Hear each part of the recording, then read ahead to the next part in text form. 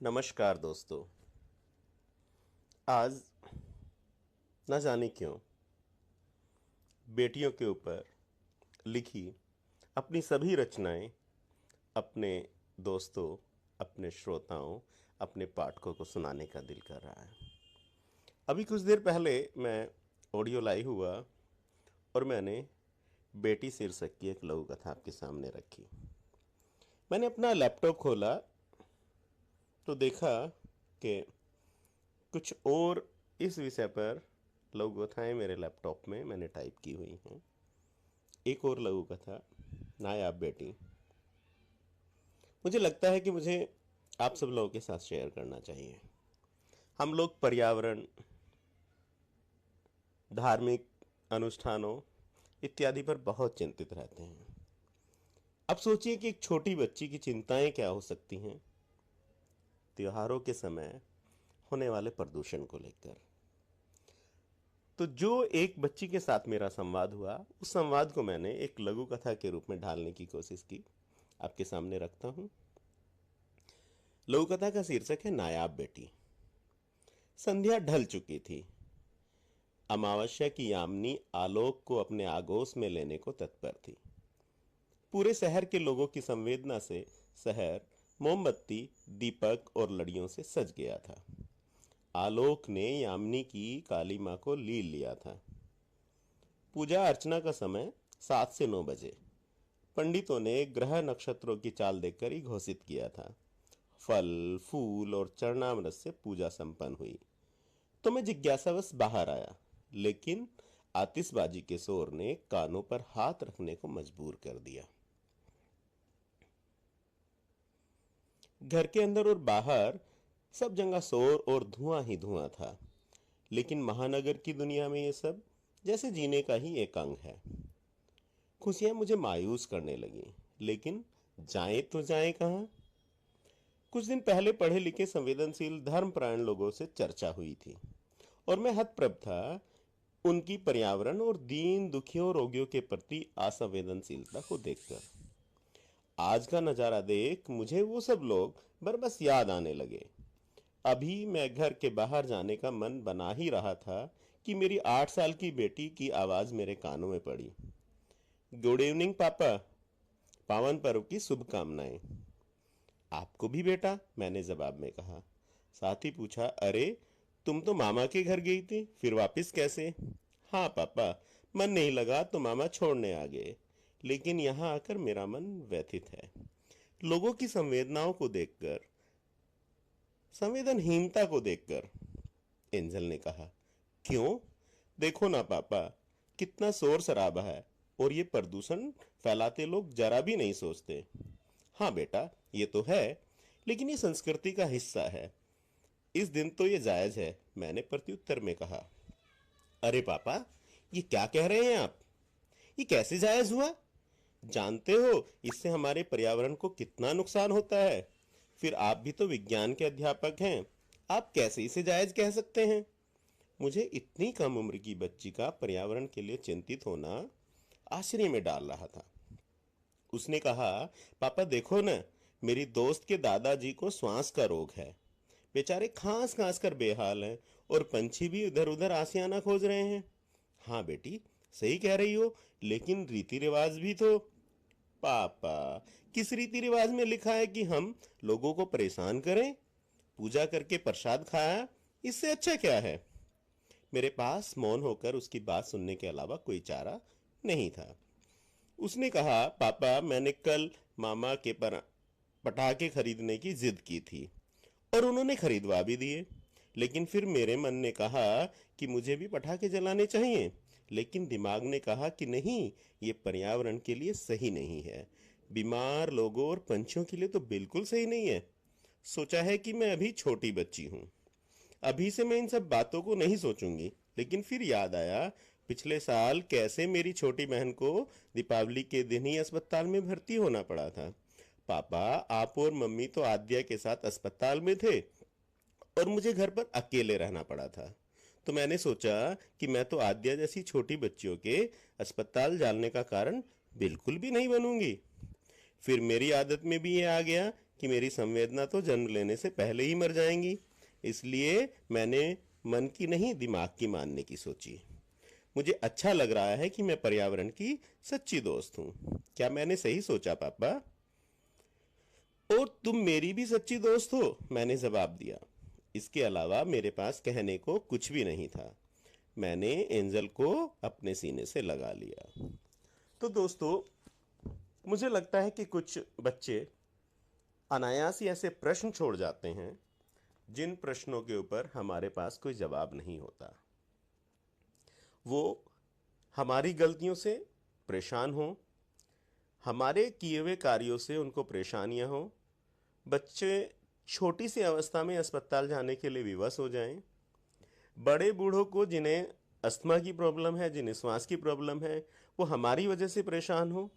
क्या किसी धर्म में ऐसा लिखा है कि हम इस तरह के धार्मिक अनुष्ठान को इस तरीके से, इन रीति रिवाजों को इस तरीके से मनाएं कि दूसरों को परेशानी दें? मुझे लगता है कि त्योहार सौहार्द से मनाने का विषय है। मुझे लगता है कि त्योहारों पे, धार्मिक अनुष्ठानों पे हम कम से कम औपचारिकताओं में त्योहारों को मना सकते हैं, ताकि हमें इस तरह की परेशानियां दूसरों को ना देनी पड़े। मिठाइयाँ बांटिए, पूजा करिए, किसी ने नहीं रोका है। और ये सिर्फ एक दीपावली पर ही नहीं, बहुत सारे ऐसे मैं त्योहार देखता हूँ जिनमें इस तरह की चीज़ें होती हैं। जगह जगह सड़कों को रोककर धार्मिक अनुष्ठान करना, साप्ताहिक अनुष्ठान करना, सप्ताह में कहीं भी जलसे के रूप में इकट्ठे होकर पूजा अर्चना करना, हर एक धर्म में। क्या इस तरीके से हम आम पब्लिक को परेशान नहीं करते हैं? क्या हम कभी सोचते हैं कि कितने लोग विवश होंगे, मजबूर होंगे? हमने सड़क को रोककर पूजा अर्चना शुरू कर दी, नमाज पढ़ना शुरू कर दिया, या झांकियां निकालनी शुरू कर दी। किसी एम्बुलेंस में कोई पेशेंट हो सकता है, हम उसको रास्ता नहीं देते। हो सकता है कि पेशेंट अस्पताल तक जाते जाते मौत के हवाले हो जाए। तो हमारे कार्यों से दूसरों को परेशानी होती है। क्या किसी धर्म में ऐसा लिखा है कि हम धार्मिक अनुष्ठानों को इस तरीके से मनाएं? ये सब चीज़ें हमने अपने आप से बनाई है। किसी धार्मिक किताब में नहीं लिखा कि आप हुड़दंग कीजिए, किसी धार्मिक किताब में नहीं लिखा कि आप इस तरीके से त्योहारों को मनाएं कि वो प्रदूषण फैलाएं या वो पूरे पर्यावरण को नष्ट करें। किसी भी धार्मिक अनुष्ठान में ऐसा नहीं है कि आप बेवजह जानवरों को मारिए बलि के नाम पर। आप अपने स्वार्थ सिद्धि करने के लिए बहुत सारे ऐसे कर्म करते हैं जिनको हम कुकर्मों की श्रेणी में रखना चाहिए था, लेकिन नहीं, हम अपने वातावरण, अपने पर्यावरण, अपने आस पड़ोस के प्रति संवेदनशील नहीं हैं। और मुझे लगता है कि अगर हम इतने संवेदनशील नहीं होते हैं तो हम मनुष्य कहलाने के लायक नहीं हैं। कहाँ से हमने इतनी सारी विसंगतियों को पैदा कर लिया है? कहाँ से हमने इतनी सारी चीज़ों को करना शुरू कर दिया है कि हम पूरे समाज का अहित करते रहे? आप देखिए कि जल एक बहुत बड़ी समस्या बन गया है। हम अनावश्यक रूप से पेड़ों को काट रहे हैं, नए पेड़ पौधे हम लगाते नहीं हैं। हमने पहाड़ों को काट काट के अपने घरों को बनाने के लिए कंक्रीट इकट्ठा किया। जहाँ पूरे पहाड़ कभी एक समय में बहुत अच्छे तरीके से हमारे पर्यावरण के हितैषी थे, हमने उन्हीं पहाड़ों को नष्ट करना शुरू कर दिया। जिन वनों से हमें बहुत सारी चीज़ें मिलती थी, हमने उन वनों को नष्ट करना शुरू कर दिया। हम अपनी फर्टाइल लैंड को के ऊपर बहुत सारे उद्योग धंधे लगाने लगे हैं। तो इतनी बड़ी आबादी के लिए हम अन्न कहाँ से पैदा करेंगे? बहुत सारी समस्याएं हैं जिनके ऊपर हमें विचार करना चाहिए। और मुझे लगता है कि हम बार बार अगर इन चीज़ों पर डिबेट करें तो शायद हम एक सोल्यूशन की तरफ पहुंच सकते हैं। क्योंकि एक आंकड़े के आधार पर अगर हम देखें तो आने वाले 40 सालों में पृथ्वी पर पेयजल की समस्या बहुत गंभीर रूप से होने वाली है, क्योंकि पेयजल लगभग समाप्त हो जाएगा। आज ही मैं अपने दोस्तों के साथ बात कर रहा था तो मैं कह रहा था कि हमने मनरेगा और इस तरह की जो बहुत सारे कार्यक्रम चलाए हैं, उनको हम क्या करते हैं कि लोगों को लगा दिया गड्ढे खोदिए और बंद करिए। अगर हमने तालाब खोदे होते, अगर हमने झीलें बनाई होती, तो हम बरसात का पानी, वर्षा का जल उसमें इकट्ठा कर सकते थे, जिससे भौमजल स्तर भी बढ़ता और लोगों के पानी पीने के पानी की समस्या का भी समाधान होता। घर के रोज़मर्रा के काम करने के लिए जो पानी की समस्या है उसका भी समाधान होता। लेकिन हम ऐसा नहीं करते हैं। बारिश का जितना पानी होता है वो बहकर नालों में, नदियों में चला जाता है और जाके समुद्र में मिल जाता है, यानी कि वो फिर से लवणीय जल में बदल जाता है। अगर हमने उस पानी को रोका होता और जो हमने योजनाएं रोजगार संबंधी चलाई हुई हैं मनरेगा जैसी, उसका अगर सही से इस्तेमाल किया होता तो शायद इस तरह की स्थिति नहीं होती। अब आपको अगर साल में 100 दिन किसी व्यक्ति को काम देना है तो आप उनसे गड्ढे खुदवाएंगे और बंद करवाइएगा, तो उससे कौन सा विकास हो जाएगा? हमें तालाब खोदने चाहिए, हमें पोखर बनाने चाहिए, हमें कुएं खोदने चाहिए, और जो पुरानी चीजें थी उनको फिर से साफ करके ठीक करना चाहिए। हम अगर परंपरागत नीतियों पे दोबारा से काम करना शुरू करें तो जल की समस्या का समाधान हो जाएगा, लेकिन हम ऐसा करते नहीं हैं। बस हम क्या करते हैं कि फेसबुक पे और व्हाट्सएप पे बहुत सारी चीजें शेयर करने लगते हैं, और हमें लगता है कि बस हमने अपने कार्य की इतिश्री कर दी। तो बात सिर्फ इतनी सी नहीं है, बात यह है कि हमें संवेदनशील होना चाहिए था, लेकिन हम संवेदनशील नहीं हो रहे हैं। नतीजा क्या है कि हम आज तो अपने जीवन को सुरक्षित कर रहे हैं, आज तो हम अपने जीवन को अच्छे तरीके से जी रहे हैं, लेकिन आने वाली पीढ़ियों के लिए हम क्या कर रहे हैं? गड्ढा खोद रहे हैं। उस गड्ढे में वो लोग गिरेंगे, और जब उन लोगों को इन सब समस्याओं का सामना करना पड़ेगा, जब वो जल की समस्या से जूझ रहे होंगे, जब वो ग्लोबल वार्मिंग की समस्या से जूझ रहे होंगे, तब वो हमें गालियां देंगे, कहेंगे कि हमारे पुरखों ने हमारे लिए क्या किया। हर एक पीढ़ी आने वाली पीढ़ी के लिए कुछ सहेज कर जाती है, हम तो नष्ट कर रहे हैं, हम उनके लिए क्या सहेज रहे हैं? तो हमें सोचना होगा दोस्तों, हमें विचार करना होगा, तभी हम अपने आने वाली पीढ़ियों को एक बेहतर संसार दे सकते हैं, एक बेहतर जिंदगी दे सकते हैं। लेकिन हम नहीं कर रहे हैं ऐसा। मुझे अफसोस होता है, मुझे दुख होता है जब मैं पढ़े लिखे लोगों की जीवन पद्धति को, व्यवहार को देखता हूं, तो मुझे लगता है कि वास्तव में हम कुछ भी नहीं कर रहे हैं, आने वाली पीढ़ियों को हम कुछ भी नहीं दे रहे हैं। तो हमें सोचना होगा, हमें बार बार सोचना होगा। ये तो मैंने एक जल के विषय में आपको उदाहरण दिया।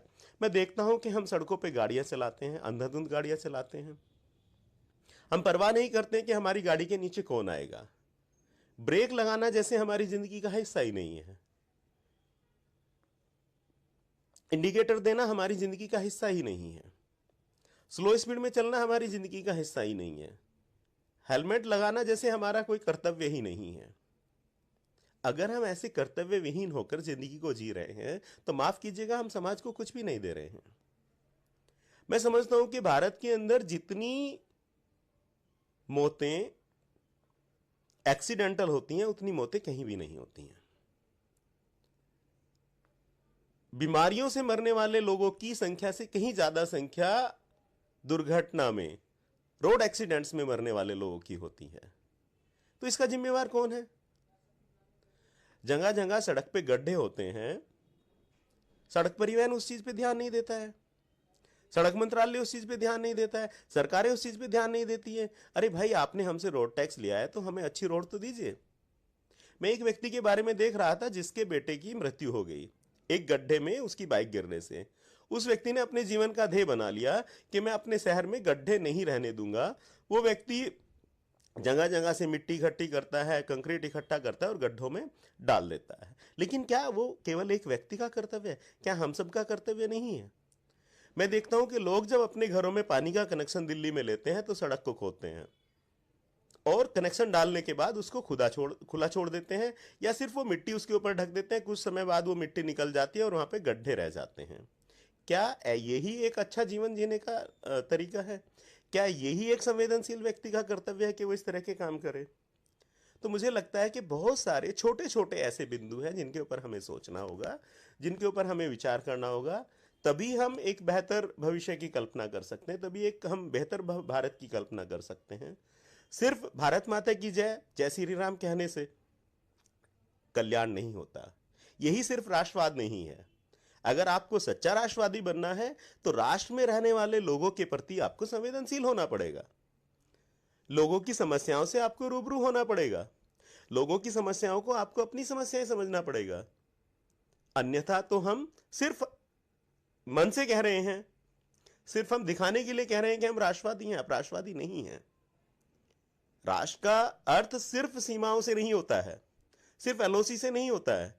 राष्ट्र का मतलब वहां पे रहने वाले लोग, उन लोगों का आचार व्यवहार, प्रकार, उनकी संस्कृति, सारी चीजें होती हैं।